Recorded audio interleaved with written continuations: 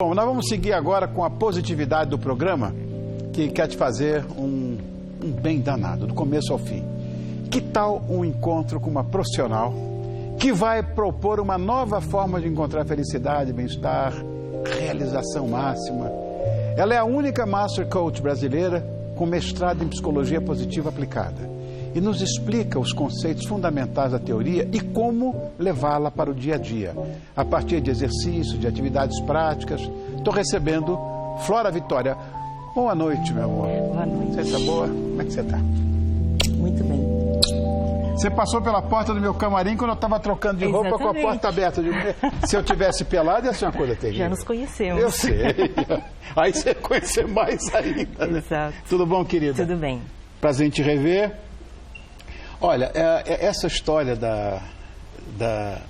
de você ter feito esse curso na Universidade da Pensilvânia, né? Penn University. Exato. E eu queria que você explicasse para a gente o que é essa psicologia positiva. Ok. Bom, a psicologia positiva é uma ciência, na verdade, que estuda o que mais interessa para nós, que é a questão da felicidade, do florescimento, do bem-estar, da realização máxima do ser humano. E essa ciência é nova, tem em torno de uma década.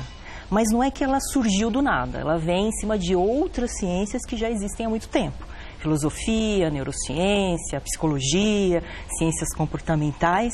Então, na verdade, a psicologia positiva, ela focou nessa questão do que existe de positivo no ser humano. Como é que a gente faz para o ser humano atingir a máxima potencialidade e se tornar feliz nesse processo? Então, é um tema apaixonante e eu fui estudar lá na Universidade da Pensilvânia, que é uma das maiores universidades dos Estados Unidos, né? Fundada lá por Benjamin Franklin, a primeira universidade. Verdade. E que investe, assim, milhões todos os anos em pesquisa. Eu ouço muito, Flora, que não existe base científica para a psicologia. Mas, nesse caso seu, o embasamento é científico, né? É científico. Na verdade, a metodologia científica exige uma série de processos para garantir que uma determinada intervenção, uma determinada abordagem, ela tem um resultado garantido e que esse resultado se repita, né? Então, existem várias universidades, não só a UPenn, vários centros de pesquisa, vários pesquisadores, às vezes dedicando 30 anos, 60 anos da sua vida para estudar um conceito. Não é? Conceitos que vão fazer a gente, aplicando no dia a dia, encontrar um pouco mais de realização, um pouco mais de plenitude. Existe esse estereótipo, né, Flávia, de que o dinheiro, as viagens, sei lá, coisas materiais, casamento, são as principais, vamos dizer, causas para se ser feliz, ou as coisas para se ser feliz. O quanto realmente esses elementos são importantes para isso? É muito interessante. Para a felicidade pessoal. Exatamente. É muito interessante. Você perguntar para qualquer pessoa o que realmente te faz feliz, o que você acha que você precisa para ser feliz, as pessoas vão falar dinheiro, saúde, um bom casamento, né? Quer dizer, elementos que são circunstâncias. E muitas pessoas buscam isso ao longo da sua vida inteira. Esses pesquisadores começaram lá uma década atrás, capitaneados por Martin Seligman, que é considerado o pai da psicologia positiva, começaram a estudar quais dessas circunstâncias realmente afetam o nível de felicidade e bem-estar. E eles descobriram algo muito interessante. Por exemplo? Alguns elementos, por exemplo, viver numa democracia rica. Né? Quer dizer, viver num país que tenha condições de você se desenvolver. Afeta a felicidade, é um efeito forte. Quer dizer que nós brasileiros somos todos infelizes, então. Né? E essa questão, mas é um elemento estatístico. Vamos dizer assim, quem vive em democracias ricas tem uma leve tendência a ser um pouco mais feliz. Mas elementos como, por exemplo, o dinheiro e a saúde, que parecem tão óbvios para a felicidade, não impactam quase nada. É mesmo? Desde que exista um mínimo. Então, assim, a diferença de uma pessoa que ganha, vamos supor, 300 mil reais no ano, versus alguém que ganha 1 milhão de reais no ano, não tem diferença no impacto da felicidade. Agora, claro, quem ganha menos, eles consideram um número básico para ter dignidade, 60 mil dólares ano, não é? Não consegue ser muito feliz porque não consegue atender as necessidades básicas. Mas acima desse número, se vai ter muito mais dinheiro, não vai afetar a felicidade. O mais interessante, Rony, é o seguinte, que eles pegaram todas essas circunstâncias e somaram e chegaram à seguinte conclusão. Se você tiver tudo de bom, morar numa democracia rica, ter um bom casamento, ganhar um bom salário, uma boa receita, ter amigos, ter uma religião, ter um clima ensolarado, todos os elementos circunstanciais, isso não vai afetar mais do que 18%, entre 15% a 18%. Exatamente. E a gente começa a pensar, ok, se não é isso que traz a felicidade, o que traz? Né? Que é isso que eu ia perguntar para você. Deixa você perguntar. Mas o que realmente traz, né? Eles dizem o seguinte, que existem alguns elementos que são voluntários, são variáveis voluntárias, que é o que vem de dentro para fora, não o que vem de fora para dentro. Então, uma circunstância, como o local que você vive, o país, é uma circunstância externa. Tem pessoas que vivem em democracias ricas que são muito infelizes e tem pessoas que vivem, né, em países muito pobres e são muito mais felizes. Quer dizer, o que realmente vale? Então, um dos elementos principais é a interpretação. Quer dizer, como é que eu interpreto a minha vida? Como é que eu entendo o que para mim é importante ou não para ser feliz? Outra coisa importante é se eu nutro emoções positivas em relação à vida. É algo que sai de dentro para fora. Não é algo que o contexto traz. Então, se eu decido sentir gratidão ou se eu decido sentir indignação, são duas emoções, são dois processos que surgem da nossa interpretação da realidade e do que a gente acredita que é certo ou errado, é justo ou não justo. Então, as emoções também afetam. Além disso, outros elementos, como, por exemplo, entender o sentido da vida e qual é o seu propósito nesse sentido. Quer dizer, o jogo da vida e qual é o seu papel nele. Entender o que você nasceu para fazer o que na vida, para gerar o que nas pessoas. Não é? Então, sim, entender o seu propósito também é um elemento voluntário. Não vem de fora para dentro, vem de dentro para fora. Né? Assim como, por exemplo, usar suas forças de caráter e talentos, como, por exemplo, a coragem, a bravura, a justiça, a cidadania, a liderança, que são forças de caráter. Você utilizá-las no seu dia a dia trazem muito mais felicidade do que, por exemplo, você ganhar na Mega Sena. É bem interessante isso, né? Agora, essa psicologia positiva fala em florescimento humano.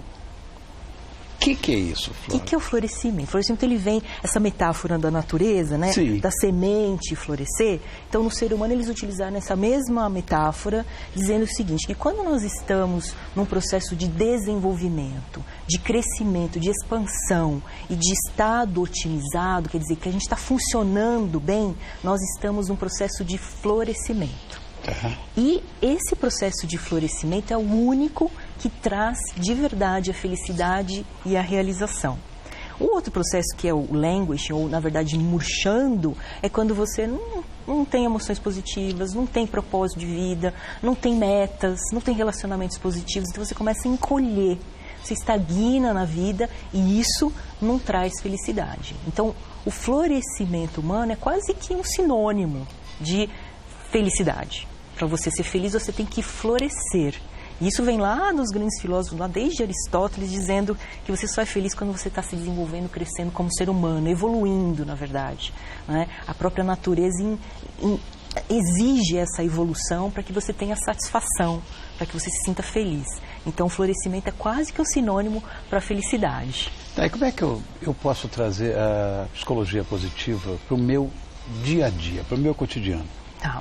Bom, uma das principais teorias do florescimento é uma teoria que Martin Seligman intitulou de teoria do florescimento e é baseado num acrônimo chamado PERMA, de permanente.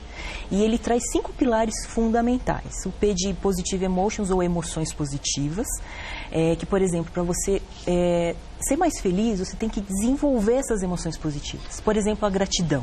A gratidão, pessoas que são gratas se recuperam de doenças muito mais rapidamente. Pessoas que são gratas, elas conseguem criar mais, portanto, elas evoluem mais rapidamente na carreira. Então, esse é um dos elementos, emoções positivas.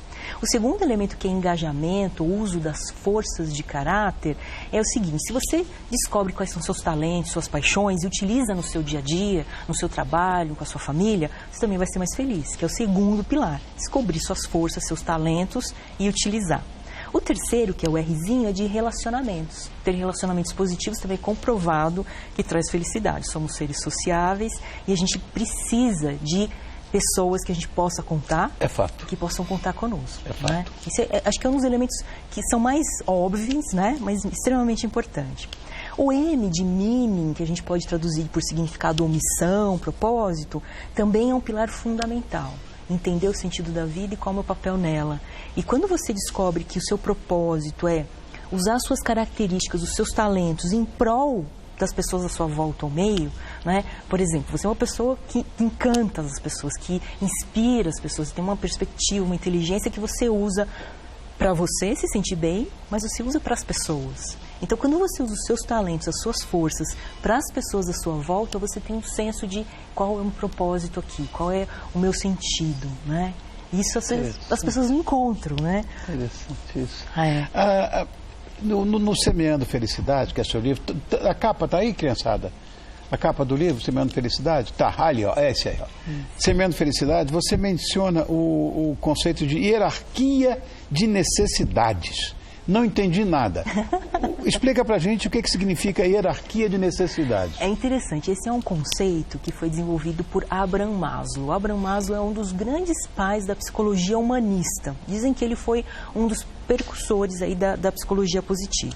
E ele desenvolveu uma teoria que é muito conhecida, inclusive no mundo corporativo, que a gente precisa atender as necessidades numa determinada ordem.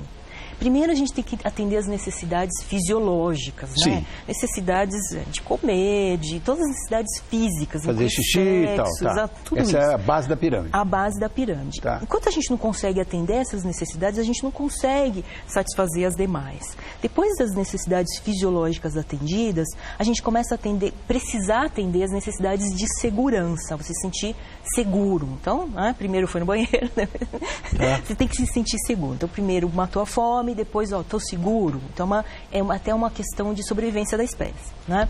Essa coisa da necessidade de segurança, eu vi, inclusive, uma vez, quando falaram do Paul McCartney, que era a nona fortuna da United Kingdom, do Reino Unido.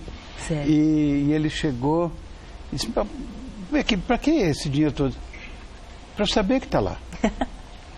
Isso é uma segurança financeira, é uma segurança com certeza, financeira. Também conta. Aqui nós estamos perdidos, não tem segurança nenhuma, estamos rachados em banda nós brasileiros, né? É verdade. Bom, depois necessidades sociais. Atendido, a gente passa para as necessidades sociais de relacionamentos, de amor, de conexão. Aí a gente começa a ficar feliz, mais ou menos por aqui, né? E aí vem as necessidades de autoestima, quer dizer, você sentir que você tem valor, que você, as pessoas gostam de você. E o último aqui, que é o mais importante, que é a necessidade da autorrealização. É aqui que surge a felicidade, é quando você usa todos os elementos que eu estava falando antes, né, do PERMA, inclusive a última letra que é o A de achievement, de conquistar. Quer dizer, se você tem metas e conquista, você se torna feliz, você se torna realizado. Se você usa seus talentos, você se torna realizado. Se usa emoções positivas, você se torna realizado. E essa autorrealização, de acordo com Maslow, é o que todos nós buscamos, né, que é a tal felicidade. Mas a gente tem que ir atendendo essas necessidades básicas, né, para conseguir chegar na autorrealização. É muito interessante essa pauta. É verdade. Flora, eu gostei dessa história, viu? Eu quero mostrar mais uma vez a capa do livro da Flora. Vamos mostrar o livro aí. Olha, esse aí, que é o Semeando Felicidade. Esse livro, só para citar a capa, é de Romero Brito. Do Romero, tá. Tá lá em Miami, ganhando todo o dinheiro do mundo. Deve estar feliz. Flora Vitória, mestre em Psicologia Positiva, autora desse livro. Muito obrigado, querida, por estar conosco, viu? Uma honra e um privilégio estar aqui com você hoje. Imagina, que bobagem. Obrigado, meu amor, obrigado. Com certeza, obrigada.